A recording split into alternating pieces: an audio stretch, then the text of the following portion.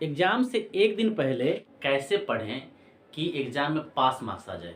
यदि ऐसा कुछ आपके दिमाग में चल रहा है तो आप सही वीडियो पे आए हैं। इस वीडियो में मैं आपको कुछ ऐसे टिप्स बताने वाला हूँ जिसे आप फॉलो करके ना केवल एग्ज़ाम में पास हो जाइएगा बल्कि 50 से 60% मार्क्स तक ला सकते हैं। तो वीडियो में आगे बढ़ने से पहले आपसे रिक्वेस्ट है कि यदि आप इस चैनल पर नए हैं तो चैनल को सब्सक्राइब कर लीजिए और वीडियो देखने के बाद यदि कहीं भी लगे कि ये वीडियो आपके लिए उपयोगी साबित हुई है तो इस वीडियो को लाइक करके एक प्यारा सा कमेंट कर दीजिएगा और मुझे ज़रूर बताइएगा कि वीडियो का कौन सा पार्ट आपको अच्छा लगा है। तो आइए वीडियो को शुरू करते हैं।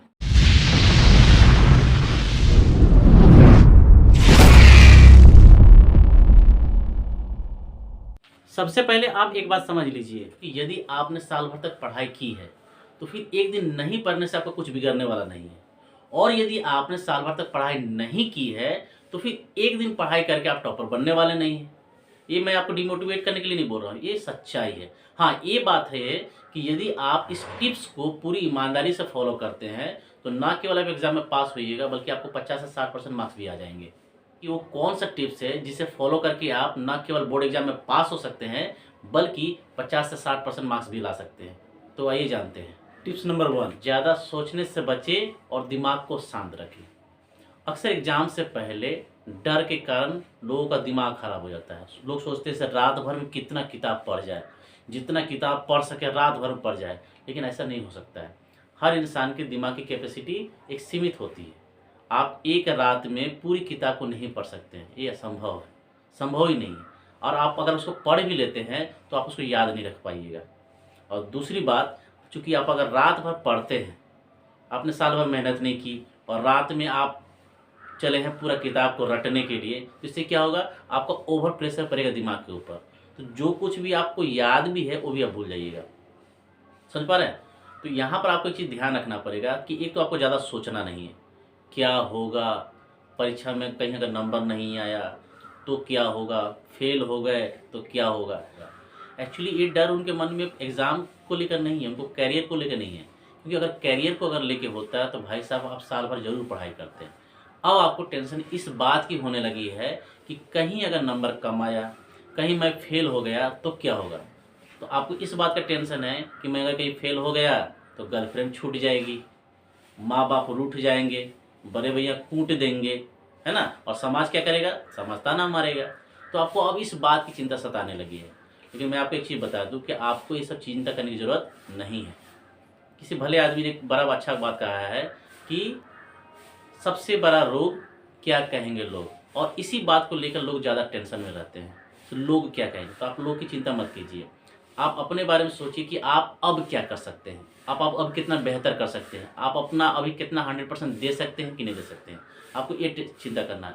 और यदि आप अभी से भी अपना पूरा 100% देते हैं तो मैं आपको श्योर कराता हूँ, मैं आपको यकीन दिलाता हूँ कि आप आसानी से एग्जाम में पास कर जाइएगा और अच्छे नंबर से पास कीजिएगा। बशर्ते आपको क्या करना पड़ेगा, टिप्स नंबर 1 को फॉलो करना पड़ेगा। आपको ज़्यादा नहीं सोचना है कौन क्या करेगा, कौन क्या सोचेगा, क्या हो जाएगा, जो होगा देखा जाएगा। अभी आपके पास जो समय है वो सोचने में गंवाना नहीं है, अभी आपके पास जो समय है वो करके गंवाना है, ताकि आपको कल को ये मलाल नहीं रहे कि लास्ट मोमेंट तक मैंने मेहनत नहीं की, लास्ट मोमेंट तक मैंने जो 100% दे रहा था मैंने नहीं दिया। तो आप जो बाकी जो आपके हाथ में समय बचा हुआ है इसमें आप अपना 100% दीजिए। और आपको करना क्या है कि आपको ज़्यादा नहीं सोचना है और दिमाग को शांत रखना है। क्योंकि जब आप दिमाग को शांत रखिएगा तभी आप चीज़ों को समझ पाइएगा और याद रख पाइएगा। इस बात को आपको ध्यान रखना है। Tips number 1। अब बात करते हैं टिप्स नंबर 2 की। तो टिप्स नंबर 2 में आपको बताया जा रहा है कि आप किसी भी प्रकाशन का, जो बढ़िया प्रकाशन है, किसी भी प्रकाशन का एक क्वेश्चन बैंक ले लीजिए। इसमें 10 वर्षों का क्वेश्चन आंसर सॉल्व किया हुआ रहता है।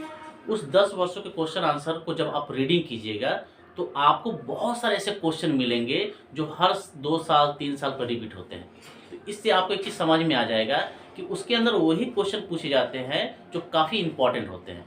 तो एटलीस्ट यदि आप उस 10 साल के क्वेश्चन आंसर को आप अगर बढ़िया से याद कर लेते हैं तो मैं आपको बताता हूं कि आपका 60% मार्क्स आसानी से आ जाएगा। क्योंकि वो वैसे क्वेश्चन होते हैं जो हर 2 साल 3 साल 4 साल के अंतराल में पूछे जाते हैं, क्योंकि बहुत इंपॉर्टेंट क्वेश्चन होते हैं। और 40% कुछ ऐसे क्वेश्चन होते हैं जो नए क्वेश्चन ऐड होते हैं हर साल। ठीक है। तो यदि आप अगर कोई भी प्रकाशन का 10 साल का क्वेश्चन बैंक को अगर याद कर लेते हैं समझ समझ के, मैं आपको बता देता हूँ, समझ समझ के, रटना नहीं है। आप रट्टू तोता बनने जाइएगा तो आप याद नहीं रख पाइएगा। तो आपको क्या करना है, जस्ट उसको पढ़ना है और समझना है कि क्वेश्चन के अंदर क्या आंसर दिया गया है। जब उसको आप समझ जाइएगा तो फिर क्या होगा, जब एग्जाम में आप बैठिएगा तो आपको उस चीज को अपनी भाषा में लिखने में आसानी होगी। आप आराम से 5 लाइन 10 लाइन 20 लाइन आराम से आप लिख लीजिएगा। समझ गए आप? तो आपको करना क्या है, से किसी भी क्वेश्चन बैंक को ले लेना है और उसमें का 10 साल का जो क्वेश्चन आंसर है उसको आपको फॉलो करना है। जैसे कि मैं आपको एक दिखा भी देता हूँ। ये देखिए मेरे पास एक क्वेश्चन बैंक है, एक्चुअली ये इंटर का है, लेकिन सभी क्वेश्चन बैंक इसी तरह के होते हैं। इसमें देखिए सभी विषय का अलग अलग दिया हुआ है और 10 साल का दिया हुआ है, ठीक है।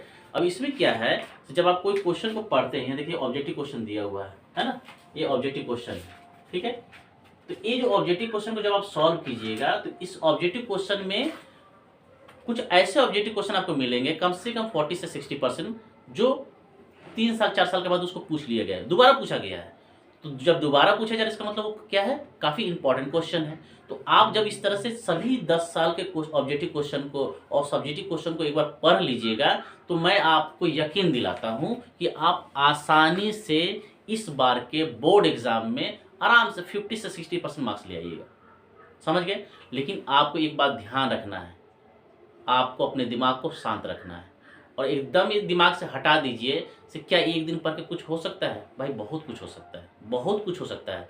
और ये मैं अपने व्यक्तिगत अनुभव के आधार पर आपको बताता हूँ, मैं अपने व्यक्तिगत अनुभव का और एक्सपीरियंस के आधार पर आपको बता रहा हूँ से हो सकता है, ये मुमकिन है, ठीक है। और दूसरी बात, लास्ट चांस कोशिश करने में किया जाता है, एक मलाल तो नहीं ना रहेगा सर मैंने कोशिश ही नहीं की, है ना। और एकदम दिमाग से हटा दीजिए से क्या होगा नहीं होगा, ये सब कोई चीज़ दिमाग में नहीं रखना है। बस इतना दिमाग में आपको रखना है कि मेरे पास लास्ट चांस है और लास्ट बॉल में मुझे सिक्सर मारना है। MS धोनी को देखें, लास्ट बॉल में उनको छक्के की जरूरत जब जब पड़ती है तो पूरा संयम से रहते हैं और लास्ट बॉल में छक्का मारकर टीम इंडिया को जीत दिलाते हैं।